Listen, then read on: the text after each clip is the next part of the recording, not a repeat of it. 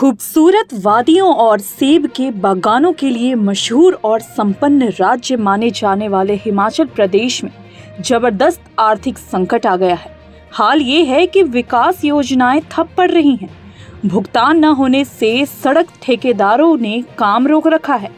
DA arrear का भुगतान न होने से कर्मचारी लगातार प्रदर्शन कर रहे हैं।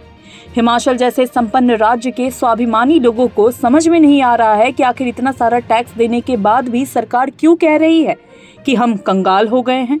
ऐसा नहीं है कि हिमाचल के लोग गरीब हो गए हैं, लेकिन वहां की सरकारों ने जिस तरह से टैक्स के पैसे का इस्तेमाल किया है और भारी कर्ज लिया, उसके कारण आज हिमाचल के हर नागरिक के ऊपर 1,17,000 रुपए का सरकारी कर्ज चढ़ गया है और पूरे देश में ये अरुणाचल प्रदेश के बाद सबसे ज्यादा है। हिमाचल में कांग्रेस सरकार के मुख्यमंत्री सुखविंदर सिंह सुक्खू ने जब पिछले दिनों सभी मंत्रियों, विधायकों और मुख्य संसदीय सचिव से अगले 2 महीने तक वेतन भत्ते न लेने का आग्रह किया, तो ये बात सबके सामने आ गई कि हिमाचल सरकार कंगाल हो चुकी है। बीजेपी विधायकों ने कांग्रेस सरकार के आग्रह को मानने से इनकार करते हुए कहा कि इससे विकास पर असर पड़ेगा। बीजेपी का आरोप है कि हिमाचल सरकार की कंगाली का कारण राहुल गांधी की फ्री बांटो और खटाखट वाली नीतियों से है, जो उन्होंने यहाँ लागू करवाई। बाकी देश में भी जब वे अपनी नीतियां लागू करवाएंगे तो उन राज्यों का भी यही हाल होगा। अब सियासत अपनी जगह है और आंकड़े अपनी जगह। आगे आपको पूरी आंकड़ों के जरिए समझाते हैं कि हिमाचल कहां से पैसा कमा रहा है और कितना पैसा कहां खर्च हो रहा है। मंत्रिमंडल ने एक फैसला किया कि जो प्रदेश की आर्थिक स्थिति है, जो वित्तीय हालत है, उसको एक दिशा देने के लिए पहले जो प्रदेश के राजनीतिक लोग हैं वो आगे आए, मंत्रिमंडल के सदस्य आगे आए और इस दृष्टिकोण से हम आगे बढ़ रहे हैं। इसका मतलब ये नहीं है कि हमारे फाइनेंशियल रिसोर्सेज जो है वो ठीक हो जाएंगे या हमारे पर जो वित्तीय बोझ पड़ा वो ठीक हो जाएगा।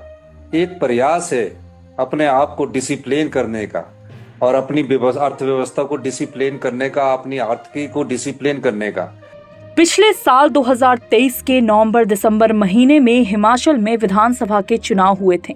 चुनाव में कांग्रेस की ओर से प्रियंका गांधी ने धुआंधार प्रचार किया था। कांग्रेस ने प्रतिज्ञा पत्र जारी करते हुए वादा किया था, सरकार बनने पर हर महिला को 1,500 रुपए महीने देने, न्यूनतम मजदूरी बढ़ाने, पुरानी पेंशन व्यवस्था यानी ओपीएस लागू करने और युवाओं को 5 लाख सरकारी नौकरी देने का वादा किया है। इनमें 1 लाख नौकरी पहली कैबिनेट मीटिंग में ही देने का ऐलान किया गया था। कांग्रेस ने वादा किया है कि ग्रामीण इलाकों में सड़क बनाने के लिए भू अधिग्रहण कानून लागू कर 4 गुना मुआवजा देने का प्रावधान करेगी। कांग्रेस सरकार बनने पर कृषि एवं बागवानी आयोग का गठन किया जाएगा, यानी बीजेपी की सत्ता हटाने और राहुल गांधी की सियासी पकड़ मजबूत करने के लिए कांग्रेस उस समय जो भी वादा कर सकती थी उसने किए। उस समय चूंकि सरकार बनानी होती है, इसलिए जब मीडिया ने पूछा कि इतने वादों के लिए बजट कहां से आएगा, तो सभी का वही जवाब था कि हम सरकार में आएंगे तो करप्शन रोकेंगे, आर्थिक कुप्रबंध को ठीक करेंगे, टूरिज्म को आगे बढ़ाएंगे।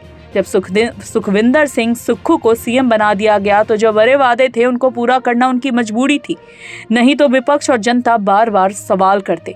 इसलिए सुक्खू सरकार ने पुरानी पेंशन स्कीम लागू कर दी। इसी तरह गारंटी स्कीम के तहत इंदिरा गांधी प्यारी बहन सुख सम्मान निधि लागू कर दी, जिससे हर महिला को 1,500 रुपए महीने दिए जाने लगे।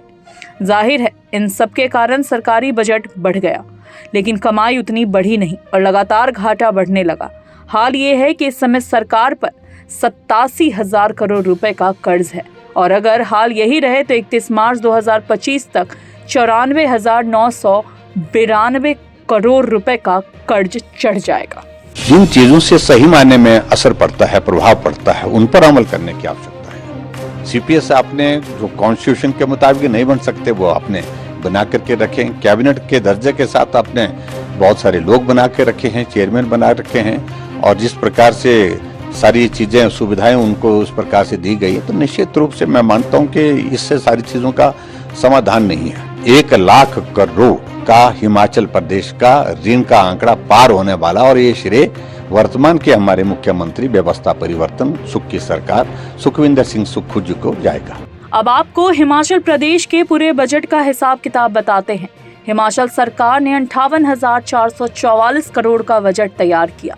इस बजट में से वेतन, पेंशन और पुराना कर्जा चुकाने में ही 42,079 करोड़ रुपए खर्च हो रहा है। सबसे बड़ा भार जो हिमाचल सरकार पर पड़ा है वो ओल्ड पेंशन स्कीम के लिए 20,000 करोड़ सालाना का अतिरिक्त भार है। इसी एक खर्च ने सरकार का बजट बिगाड़ दिया। आपको याद होगा कि मोदी सरकार ने कुछ दिन पहले ही न्यू पेंशन स्कीम की जगह यूपीएस लॉन्च की है, जबकि कांग्रेस बार बार ओल्ड पेंशन स्कीम लागू करने की मांग कर रही है। यानी ओपीएस राहुल गांधी का वादा है और उसे पूरा करना सुक्खू सरकार की मजबूरी थी। अब चाहे बजट को कैसे भी संभालना पड़े, अब ये खर्च बढ़ने का असर बाकी कर्मचारियों पर पड़ा। 28,000 कर्मचारियों को पेंशन, ग्रेच्युइटी और दूसरी मद का बकाया 1,000 करोड़ रुपए सरकार चुका नहीं पा रही है और इसके विरोध में लगातार प्रदर्शन हो रहे हैं। हिमाचल प्रदेश में 1,89,466 से अधिक पेंशन भोगी हैं, जो 2030 से 31 तक बढ़कर 2,38,827 हो जाएंगे। यानी हर साल पेंशन भोगी बढ़ रहे हैं और सरकार का बजट इसी से निकल रहा है। अगर मोटा मोटा सुक्खू सरकार के बजट को और भी बांट कर देखें तो 100 रुपए का अगर बजट है तो 25 रुपए वेतन देने में, 17 रुपए पेंशन देने में, 11 रुपए ब्याज चुकाने में, 9 रुपए कर्ज चुकाने में, 10 रुपए अनुदान देने में खर्च हो रहा है। अब बचते हैं केवल 28 रुपए, यानी बजट का 28% पैसा। इसी पैसे से बाकी चुनावी वादे पूरे करने हैं और विकास के काम कराने हैं। भांग की खेती को भी प्रदेश के अंदर लिमिटेड यूज के लिए लीगलाइज करने का प्रयास किया जा रहा है, मेडिसिनल पर्पस के लिए लीगलाइज करने का प्रयास किया जा रहा है। उस दृष्टि से भी उस पर भी एक जो है कमेटी बनी है विधायकों की, वो उसके ऊपर चर्चा कर रही है। स्वाभाविक है कि आने वाले समय में उसको विधानसभा में लाया जाएगा चर्चा के लिए। इससे भी इनकम के स्रोत आने वाले समय में बढ़ेंगे, तो हर दृष्टि से प्रयास किया जा रहा है। अब कांग्रेस के फ्री वाले वादे हैं, उनको देखें तो 1,500 रुपए महीना महिलाओं को देने में सालाना 800 करोड़ का खर्च। ओल्ड पेंशन स्कीम लागू करने से 1,000 करोड़ रुपए सालाना का अतिरिक्त खर्च बढ़ा। इसी तरह 18,000 करोड़ रुपया तो फ्री बिजली की सब्सिडी में सरकार खर्च करती रही। यानी सिर्फ 3 वादों पर ही 19,800 करोड़ रुपए खर्च हो रहे हैं। अब आप सोचिए, जहां पहले से वेतन, पेंशन देने में ही जेब खाली हो रही है, वहां नए खर्च से खजाना खाली तो होना ही है। यही वजह है कि 300 यूनिट फ्री बिजली देने का वादा करके भी कांग्रेस सरकार 18 महीने बाद भी पूरा नहीं कर पा रही है। हाल ये है कि 125 यूनिट फ्री बिजली जो पहले दी जा रही थी, उस पर भी अब रोक लगानी पड़ी है। इस हिसाब किताब से आप समझ गए हैं कि पैसा कहां से आ रहा है और कहां खर्च हो रहा है। अब बात करते हैं राजनीति बयानों की। बीजेपी कहती है कि राहुल गांधी की खटाखट स्कीम का ये सीधा असर है और बाकी राज्यों को भी यही हाल होना है, लेकिन सुक्खू सरकार इसके लिए केंद्र सरकार को दोष देती है। उसका कहना है कि राज्यों को पहले अपनी जीडीपी के 5% तक उधार लेने की परमिशन थी, लेकिन मोदी सरकार ने इसको घटाकर अब 3.5% कर दिया है।